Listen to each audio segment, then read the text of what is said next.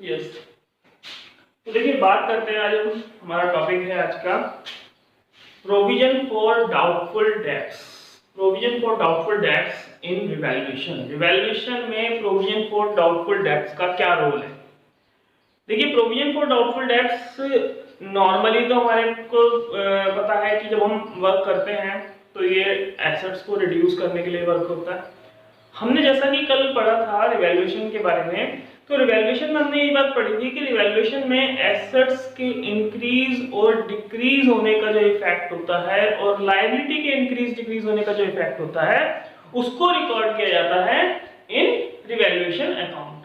तो जब इस टाइप से ट्रांजैक्शंस को रिकॉर्ड किया जाता है तो यहाँ पर प्रोविजन फॉर डाउटफुल डेब्ट्स को लेकर के डिफरेंट टाइप की सिचुएशंस हमारे सामने आती हैं। उन सिचुएशंस के हिसाब से हमें चेक करना है कि क्या क्या कंडीशंस हमें क्वेश्चंस में मिलेंगी और उन कंडीशंस का हम क्या क्या यूज करेंगे। तो ये बहुत इंपॉर्टेंट पार्ट है हमारे लिए, क्योंकि जब हम ट्रांजैक्शंस करते हैं तो बहुत बार छोटे छोटे ट्रांजैक्शंस की वजह से हमारे क्वेश्चंस में मिस्टेक हो जाती है। तो देखिए हम बात करेंगे प्रोविजन फॉर डाउटफुल डेब्ट्स की। अगर मैं प्रोविजन फॉर डाउटफुल डेब्ट्स की बात करूं तो सबसे पहले जो समझने वाली बात है प्रोविजन फॉर डाउटफुल डेब्ट्स में, तो प्रोविजन फॉर डाउटफुल डेब्ट्स में क्या होता है, आपके पास डिफरेंट टाइप की सिचुएशंस होती हैं। हम वन बाय वन सिचुएशंस को लेंगे जिनके थ्रू ये समझेंगे कि क्या क्या चेंजेस करने होते हैं और कैसे कैसे वर्क होता है। तो देखिए सबसे पहले बात आती है, अगर आपको सिंपली क्वेश्चन में कहा जाए, सपोज आपको एक बैलेंस शीट गिवन है,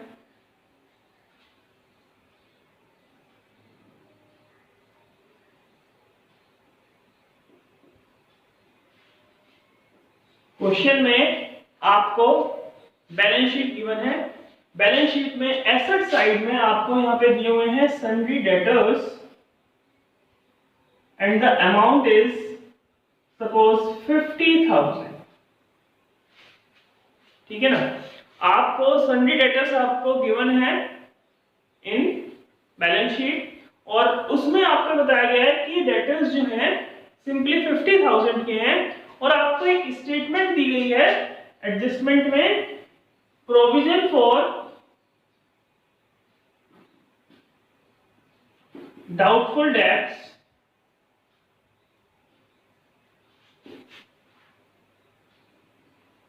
is 5% of debtors। ये हमें एक स्टेटमेंट दे दी गई है कि जो प्रोविजन फॉर डाउटफुल डेब्ट्स हैं वो 5% ऑफ डेटर्स हैं। तो देखिए 5% ऑफ डेटर कहा गया। अब बात आती है कि इस एडजस्टमेंट का ट्रीटमेंट क्या करना है। तो देखिए इस एडजस्टमेंट का ट्रीटमेंट क्या होगा कि प्रोविजन फॉर डाउटफुल डेब्ट्स किस पर चार्ज होना है, आपका डेटर्स पे। तो डेटर्स पर जब प्रोविजन फॉर डाउटफुल डेब्ट चार्ज किया जाएगा तो सिंपल सी बात है, डेटर्स जो हमारी एसेट्स है उसकी वैल्यू रिड्यूस होगी। जब डेटर्स की वैल्यू रिड्यूस होती है तो हमें पता है कि रिवैल्यूएशन अकाउंट में, बिकॉज डेटर्स की वैल्यू रिड्यूस होने से हमें लॉस होता है और लॉस क्या होता है, as per the nominal account debit में जाता है। तो हम इसकी ट्रांजैक्शन को कहां रिकॉर्ड करेंगे, डेबिट साइड में। तो debit side of revaluation account में आएंगे हम यहां पे सिंपली रिवैल्यूएशन अकाउंट ड्रॉ करेंगे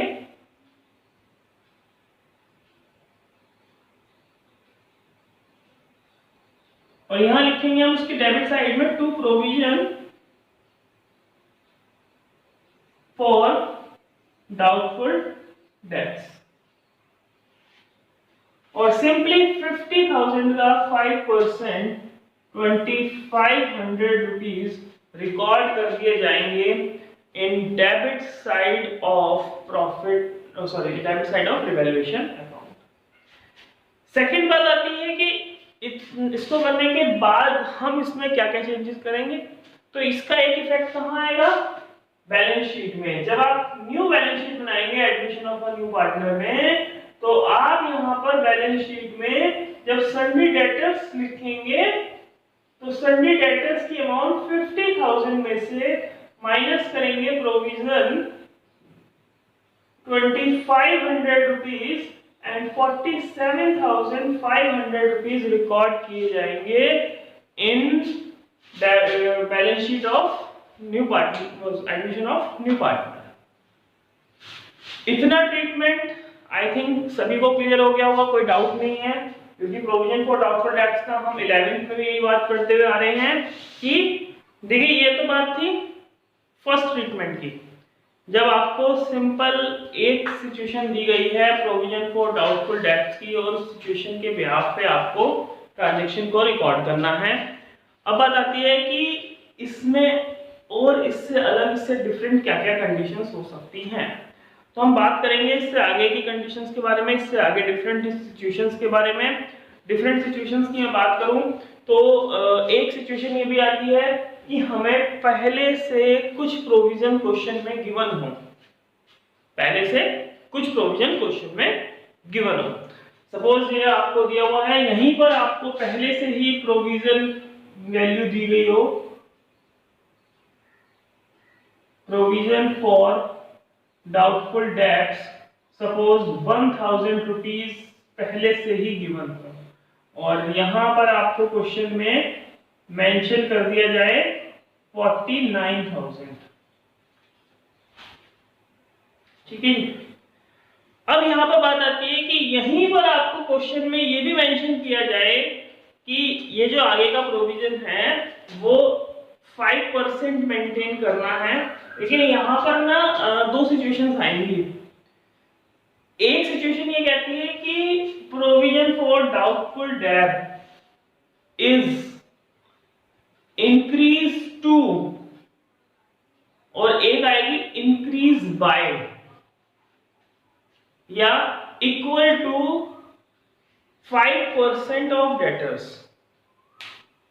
ठीक है ना, provision for doubtful debts is equal to या maintain equal to the 5% of debtors. Statement कहीं ना कहीं थोड़ा सा चेंज हो जाती है, और स्टेटमेंट ही इंपॉर्टेंट पॉइंट होती है कि कब क्या स्टेटमेंट दी जाती है। क्वेश्चन में थोड़ी सी स्टेटमेंट चेंज होते ही वैल्यू बदल जाती है क्वेश्चंस की, तो ये बात हमें ध्यान रख करके चलना है। यहां पे अगर सिचुएशन आ जाती है कि अगर हमें कह दिया जाए कि provision for doubtful debts is maintain equals to 5% on debtors, तो यहां ले लेते हैं provision for doubtful debts is maintain या is equal to 5% of debtors. Provision for doubtful debts क्या है? 5% ऑफ डेटर, डेटर का 5% मेंटेन करके चलना है आपको। अब बात आती है जब प्रोविजन फॉर डाउटफुल डेब्ट 5% ऑफ डेटर्स मेंटेन करना है, तो यहां पर आपको ये बात समझने की है कि जो 5% ऑफ डेटर्स कैलकुलेट करना है वो किसका कैलकुलेट करना है? 50,000 का, ना कि 49,000 का। इस स्टेटमेंट का मतलब क्या है कि अब जो है पहले जो आपको प्रोविजन दिया हुआ वो तो एज इट इज रहेगा ही रहेगा, ठीक है ना, उसको हम यहाँ पर लेकिन कंसीडर नहीं करेंगे। जो स्टेटमेंट हमें गिवन है उसके हिसाब से हमें ये देखना है कि हमें ये जो प्रोविजन था ये अभी प्रोविजन वाली कैटेगरी में है, हमारा बैड डेब्ट्स की कैटेगरी में नहीं है। हमने लास्ट ईयर, ये जो प्रोविजन क्वेश्चन में गिवन होता है ये वो प्रोविजन होता है जो हमने लास्ट ईयर इसमें मेंशन किया था, लास्ट ईयर मेंशन किया था। ये जो प्रीवियस प्रोविजन हमने बना रखा है वो वैल्यू आपको गिवन है। अब डिपेंड करता है कि हमें फ्यूचर में इसे कितना मेंटेन करना है। अगर हमें फ्यूचर में सेम अमाउंट मेंटेन करनी है हमें कुछ भी मेंशन नहीं होता, लेकिन ये कह रहे हैं कि फ्यूचर के लिए कितना मेंटेन करना है? 5% ऑफ डेटर्स। तो हम ये चेक करेंगे कि इसमें कहीं बैड डेब्ट्स हैं या नहीं है। क्वेश्चन में हमें कभी बैड डेब्ट्स के बारे में अगर नहीं कहा गया है तो इस प्रोविजन को भी हम साइड रखेंगे। यूज है इसका, ऐसा नहीं कि यूज नहीं है, लेकिन फिलहाल हम जो कैलकुलेशन करेंगे वो 50,000 पे करनी है कि हमें 50,000 के 5% के इक्वल मेंटेन करना है, ना कि 49,000 के।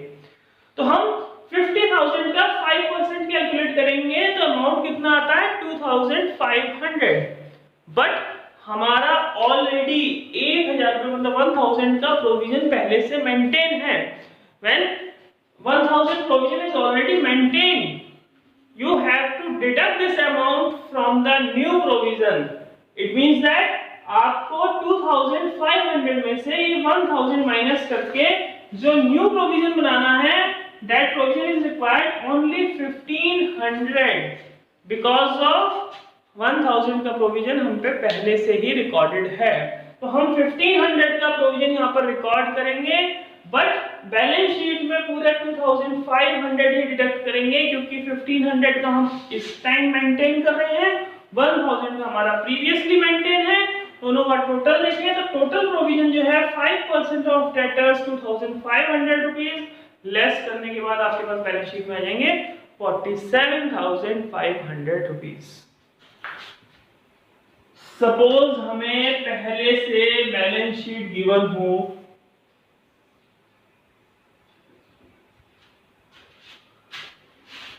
उस बैलेंस शीट में हमें पहले से ही गिवन है सन्ड्री डेटर्स 50,000 रुपीज और उसके नीचे लेस किया गया है provision for doubtful dates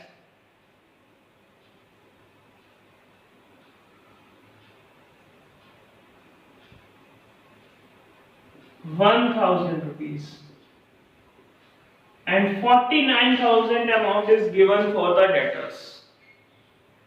Second, आपको एडजस्टमेंट गिवन है, adjustment is provision for doubtful dates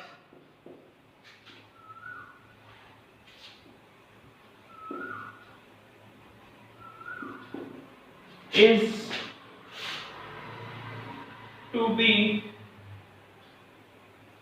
equal to 5% of debtors।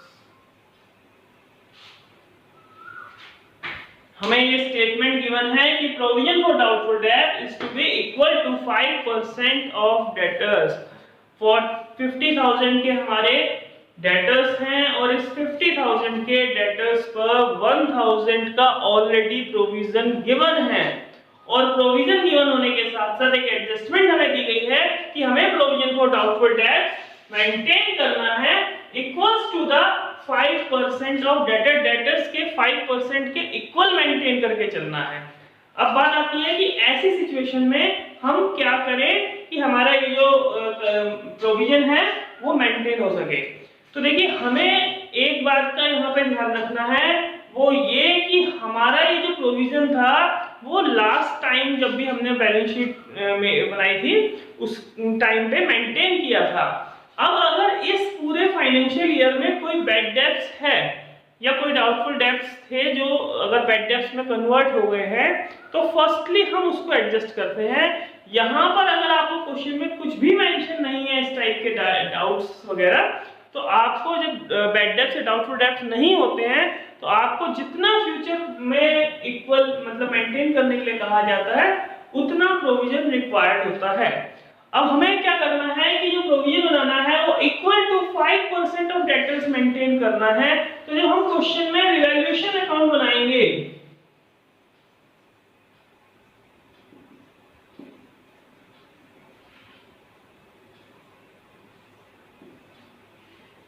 तो रिवैल्यूएशन अकाउंट में हम डेबिट में डालेंगे to provision for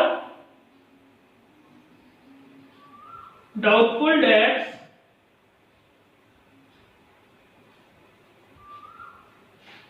to provision for doubtful debts. अब बात आती है कि यहाँ पर अमाउंट कितनी लिखी जाएगी। हमें 5% of debtors, 5% of debtors means 50,000 का 5% इज इक्वल टू 2500। हमें 2500 के डेटर्स मेंटेन करने हैं, तो 2500 के डेटर्स के provision for doubtful debts maintain करना है। तो 2500 अमाउंट आती है हमारे पास, जिसमें से हमारा ऑलरेडी प्रोविजन 1000 का बना हुआ है, तो हम इस 1000 को इसमें से लेस कर लेंगे और बैलेंस 1500 का प्रोविजन मेंटेन करेंगे।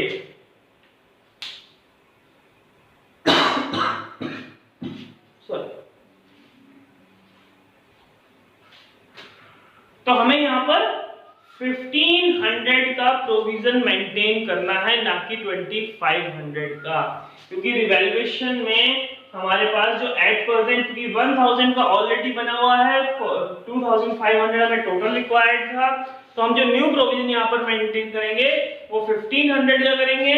बट जब हम बैलेंस शीट बनाएंगे तो बैलेंस शीट में हम यहाँ पर सन्ड्री डेटर्स की जो अमाउंट है वो 50,000 मेंशन करेंगे।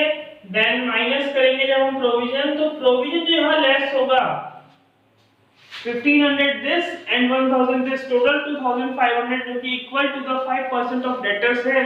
पूरा प्रोविजन यहाँ पर लेस किया जाता है। देन अमाउंट यहाँ पे आती है 47,500। Yes, next concept. अगर आपको ये प्रोविजन जो है उसमें कुछ चेंजेस और दे दिए जाएं, सपोज आपका जो प्रीवियस प्रोविजन था, सपोज पूरा कंसेप्ट सेम है, बट ये 1000 की प्रोविजन की जगह 4000 का प्रोविजन अगर आपको गिवन हो। देखिए क्वेश्चन दोबारा समझिएगा। क्वेश्चन क्या है, 50,000 के डेटर्स हैं, ऑलरेडी 4000 का प्रोविजन मेंटेन है, provision for doubtful debt, and the balance debtors equals to 46,000.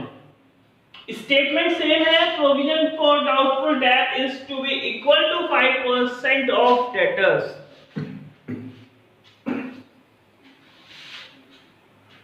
कि आपको provision for doubtful debts अब भी 5% ऑफ डेटर्स ही मेंटेन करने हैं। तो ऐसी सिचुएशंस में हम क्या करेंगे? तो देखिए यहां पर सिचुएशन हो जाती है। अब यहां पर एक सिचुएशन रिवर्स हो गई है। अगर हम 50,000 का 5% कैलकुलेट करते हैं, देन इस सिचुएशन में हमारे पास provision for doubtful debts as it is same amount रहेगी 2500, लेकिन ऑलरेडी प्रोविजन जो है 4000 मेंटेन है। ऑलरेडी प्रोविजन 4500 मेंटेन है। अब जब प्रोविजन 4500 पहले से मेंटेन है तो हम क्या करेंगे? तो देखिए ऐसी सिचुएशन में जब हमारा पहले से प्रोविजन ज्यादा मेंटेन हो, अब हमें कम मेंटेन करना हो, तो हमें क्या करना होता है, जितना भी एक्सेस प्रोविजन होता है उस एक्सेस प्रोविजन को रिवैल्यूएशन में क्रेडिट कर दिया जाता है।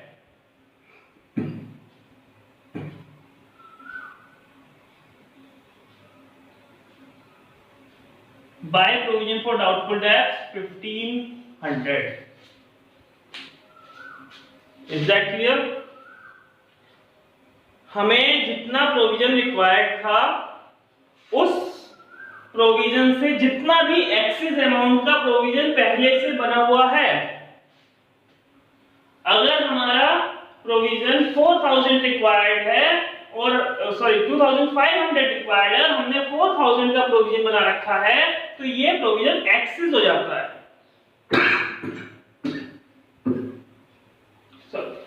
तो इस एक्सेस प्रोविजन को रिकवर करने के लिए हम क्या करेंगे कि जितना भी एक्सेस अमाउंट है उस एक्सेस अमाउंट को रिवैल्यूएशन में क्रेडिट कर देंगे और बैलेंस शीट सेम मेंटेन करेंगे जितना अब हमें प्रोविजन मेंटेन करना है। ये अपने आप में बहुत इंपॉर्टेंट कंसेप्ट है। प्रोविजन जितना आपको एडजस्टमेंट में कहा जाए आपकी बैलेंस शीट में उतना मेंटेन होना चाहिए। अगर आपका प्रोविजन कम रह जाता है, जो आपका पहले से मेंटेन प्रोविजन है वो कम रह जाता है, तो रिवैल्यूएशन में डेबिट करिएगा, और अगर वो एक्सेस है पहले से तो रिवैल्यूएशन में उसको क्रेडिट कर दीजिएगा जितनी भी अमाउंट एक्सेस है। Is that clear? Any doubt? Yes. Next बात करते हैं, एक सिचुएशन और आती है जब आपके पास क्वेश्चन में प्रोविजन गिवन हो और प्रोविजन के साथ साथ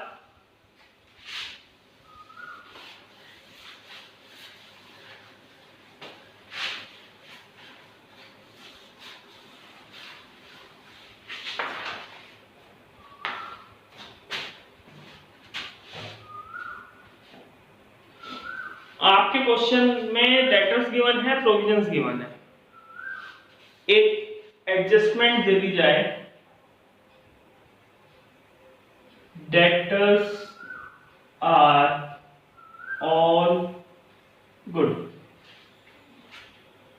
Debtors are all good.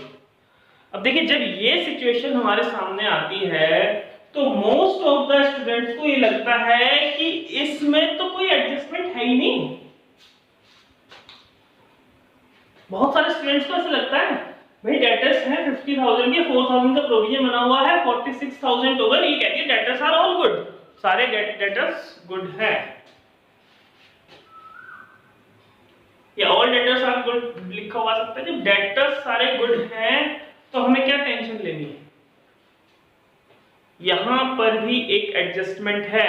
The adjustment is that debtors are all good means अब किसी भी टाइप के प्रोविजन की हमें रिक्वायरमेंट नहीं है। अगर हमारा प्रोविजन पहले से बना हुआ है, कुछ भी प्रोविजन पहले से क्वेश्चन में मेंशन है, तो वो प्रोविजन आपको फिनिश करना है।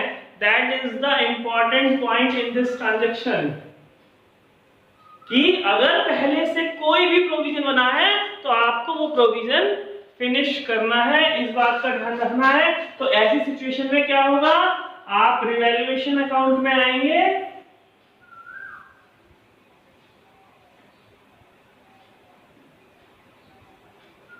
बाय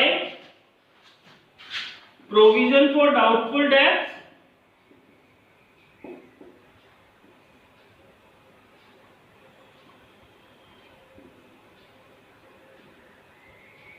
₹4,000। अब बात आती है जितना एक्सेस था वो हमने यहां पर क्रेडिट कर दिया, तो बैलेंस शीट में डेटर्स कितने शो होंगे, 46 और 50।